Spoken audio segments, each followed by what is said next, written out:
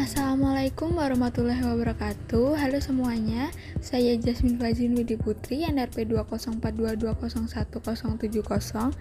Di sini saya akan mempresentasikan tugas saya yang berjudul Konstruksi Alat Ukur dari mata kuliah Teknik Pengukuran.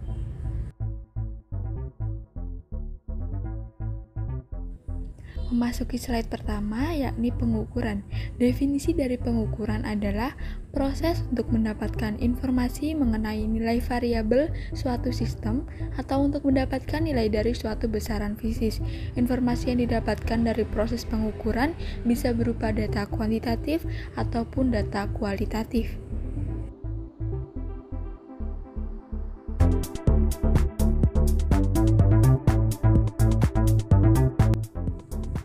Memasuki slide kedua, yakni sistem pengukuran. Sistem pengukuran di sini berperan sebagai proses penentuan besaran dimensi atau kapasitas yang sesuai standar satuan ukur.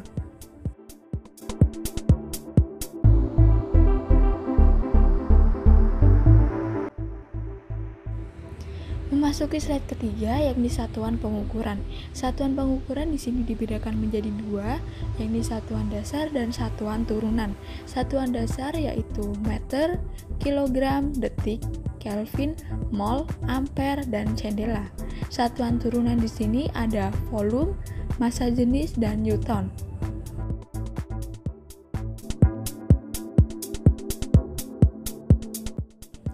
Slide selanjutnya yakni jenis pengukuran.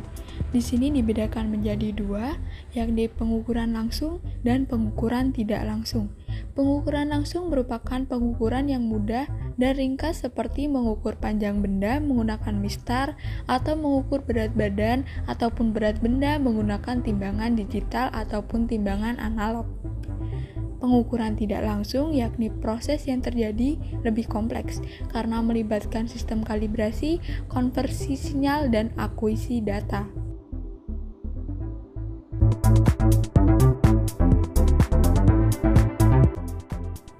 Selanjutnya kita memasuki ke peran sistem pengukuran dalam proses pengendalian.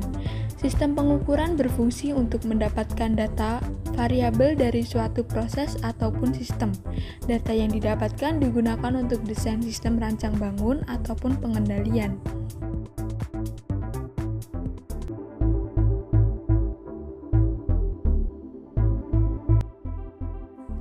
Memasuki slide selanjutnya, yakni masih dalam peran sistem pengukuran dalam proses pengendalian. Yang pertama, bagian pertama dalam sistem pengendalian. Poin kedua, jika input dalam sistem pengendalian salah, maka output yang dihasilkan juga akan salah. Walaupun sistem pengendalian sangat baik, jika input salah, maka hasil pengukuran salah dan hasil pengendalian juga akan salah.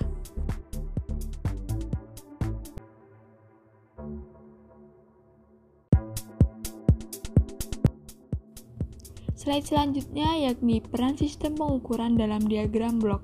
Berperan sebagai sensing element, yakni perangkat yang mengindra kuantitas fisik yang kemudian mengubahnya menjadi sinyal analog yang dapat diukur secara elektrik sehingga dapat dibaca oleh alat instrumentasi. Selanjutnya yaitu peran sistem pengukuran. Yang pertama berperan menganalisis data pada bagian sensor. Terdapat diagram blok sederhana di bawah ini. Yang pertama ada objek atau proses, yaitu tatanan peralatan yang memiliki fungsi tertentu. Dilanjutkan ke sensing element atau sensor atau pengukuran. Di sini sensor berguna atau berfungsi sebagai pengindra kuantitas fisik yang mana nanti akan diubah menjadi sinyal analog. Mengapa diubah menjadi sinyal analog? Agar dapat diukur secara elektrik. Pengukuran secara elektrik berguna dalam pembacaan oleh alat instrumentasi.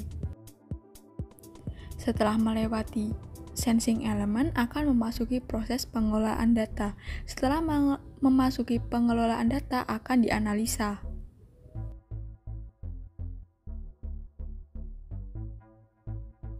Peran sistem pengukuran dalam sistem pengendalian. Di sini pada sistem pengendali juga sebagai sensor. Di situ terdapat grafik atau diagram sederhana yang mana akan saya jelaskan di slide selanjutnya. Sebelumnya, mengapa jika pada sistem kendali apabila input atau hasil pengukuran terdapat kesalahan, maka hasil sistem pengendalian juga akan salah? Jawabannya, hal itu dapat terjadi karena validasi atau keakuratan pembacaan alat ukur sangat berpengaruh dan sangat penting.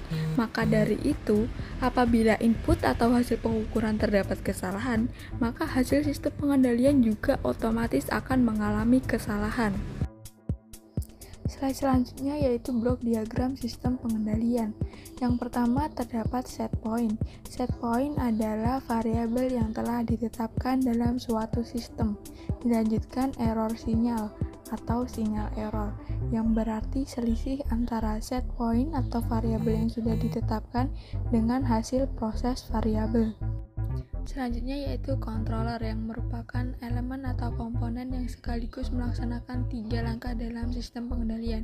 Yang pertama yaitu membandingkan hasil dari set point dengan measurement variable. Yang kedua yaitu menghitung besar kecil atau nilai sinyal error dalam suatu sistem pengendalian. Dan yang terakhir yaitu mengeluarkan sinyal koreksi. Selanjutnya yaitu final control element atau aktuator yang berfungsi untuk mengubah sinyal measurement variable menjadi proses lanjutan berdasarkan atas perintah controller. Selanjutnya dilanjutkan ke plan atau proses, yang merupakan suatu tatanan peralatan tertentu yang memiliki fungsi ataupun peran tertentu.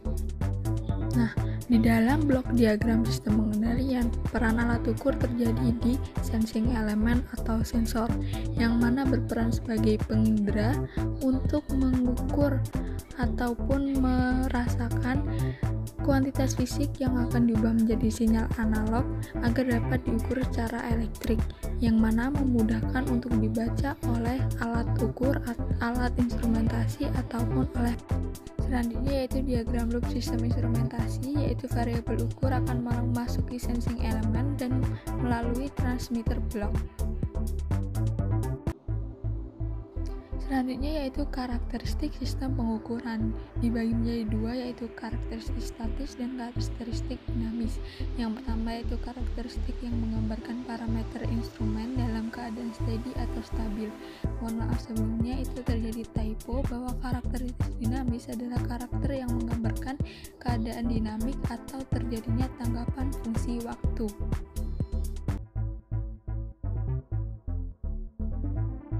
Selanjutnya yaitu elemen dasar sistem pengukuran, ada sensor, transducer, sinyal conditioner, dan output, yang mana penjelasannya sudah ada seperti di slide.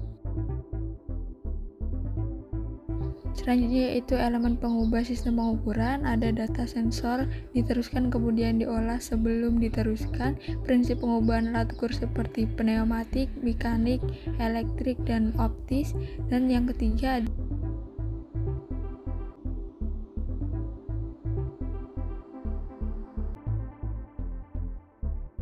yaitu fungsi pengubah adalah pembesar dan memperjelas sinyal sensor.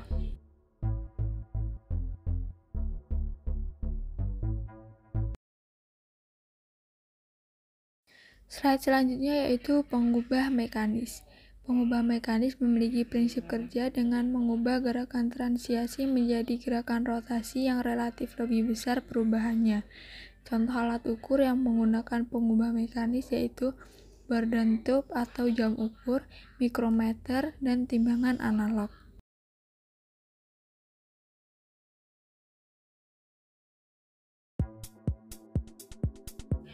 Selanjutnya yaitu pengubah elektrik, yang memiliki prinsip kerja dengan mengubah isyarat non-elektris menjadi isyarat elektris menjadi seperti perubahan panjang, temperatur, dan tekanan.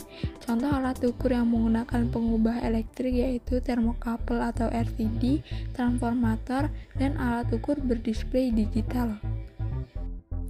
Selanjutnya yaitu pengubah elektrik. Pengubah yang memakai prinsip kerja elektris berfungsi untuk mengubah isyarat perubahan sebesar non-elektris, misalnya perubahan panjang, temperatur, tekanan, dan lain-lain, baik yang berasal langsung dari sensor ataupun yang telah melalui pengubah primer atau pengubah mekanis, menjadi isyarat atau sinyal perubahan besaran elektris. Poin kedua, perubahan elektris atau arus, hambatan atau tegangan listrik dapat diolah dan diperbesar dengan menggunakan prinsip elektronik, yaitu amplifikasi menggunakan amplifier. Contohnya pengubah sinyal dengan prinsip kapasitansi, induktansi, dan transformator. Selanjutnya yaitu contoh dari alat ukur. Yang pertama ada micrometer screw yang berguna untuk mengukur ketebalan atau kedalaman suatu objek ataupun benda. Atau bisa disebut alat ukur ketebalan atau kedalaman suatu lubang material. Yang selanjutnya yaitu pH meter, yang mana terdapat dua jenis pH meter, yaitu pH meter untuk tanah dan pH meter untuk air, yang berfungsi untuk mengukur alkalinitas atau keasaman dari suatu larutan atau air maupun dari suatu bidang tanah. Untuk gambar yang paling kanan yaitu gambar dari lux meter yang berfungsi untuk mengukur intensitas cahaya. Untuk alat ukur selanjutnya yaitu termometer yang berfungsi untuk mengukur suhu. Terdapat beberapa jenis termometer yaitu termometer klinis, termometer ruangan, dan lain sebagainya. Selanjutnya yang di tengah disebut dengan hygrometer atau alat ukur kelembapan yang berfungsi untuk mengukur tingkat kelembapan dari suatu ruangan ataupun suatu tempat tertentu. Dan yang terakhir, gambar yang paling kanan adalah barometer yang berfungsi untuk mengukur tekanan udara di suatu tempat tertentu.